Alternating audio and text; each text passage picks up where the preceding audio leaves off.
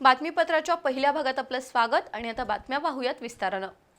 कोल्हापूर शहरासह जिल्ह्यात आज पावसाची संततधार होती। त्यामुळे नद्या नाल्यांच्या पाणी पातळीत वाढ होऊ लागली आहे। राजाराम बंधाऱ्याजवळ पाणी पातळी 30 फूट 8 इंचांवर होती। राधानगरी धरणाचे 2 दरवाजे खुले असून त्यातून 4256 क्युसेक पाण्याचा विसर्ग सुरू आहे।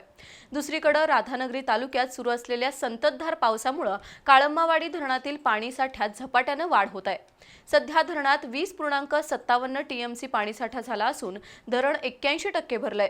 गुरुवारी सकाळपर्यंत धरण परिसरात 2339 मिलीमीटर पावसाची नोंद झाली आहे। धरणाच्या पाणलोट क्षेत्रातही मोठ्या प्रमाणात पाऊस सुरू असल्याने पाण्याची आवक वेगाने वाढतेय।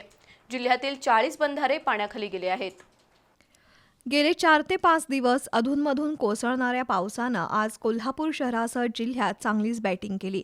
दिवसभर कोसळणाऱ्या जलधारांमुळे नद्या नाल्यांच्या पाणीपातळीत पुन्हा वाढ होऊ लागली आहे। राजाराम बंधाऱ्याजवळ पंचगंगेची पाणी पातळी 30 फूट 8 इंचावर गेली आहे। राधानगरी धरणाचे 2 दरवाजे खुले असून त्यातून 4256 क्युसेक पाण्याचा विसर्ग सुरू आहे। काळंबावाडी इथल्या दूधगंगा धरणातील पाणीसाठ्यात झपाट्याने वाढ होतीये। सध्या धरणात 20.57 टीएमसी पाणीसाठा झाला असून धरण 81% भरलंय। धरणाची पाणी पातळी नियंत्रित ठेवण्यासाठी शुक्रवार सकाळपासून दूधगंगा नदीपात्रात 900 क्युसेक पाण्याचा विसर्ग सुरू करण्यात येईल अशी माहिती जलसंपदा विभागाने दिली आहे। पावसाचा जोर कायम राहिल्यास या विसर्गामध्ये आणखी वाढ होण्याची शक्यता आहे। जलसंपदा विभागाने यंदा काळंबावाडी धरणात 22 टीएमसी पाणीसाठा ठेवण्याचं नियोजन केलंय। धरण परिसरात पावसाची संततधार कायम असल्यानं नदीकाठच्या गावांनी प्रशासनाच्या सूचनांचं पालन करण्याचं आवाहन करण्यात आलंय।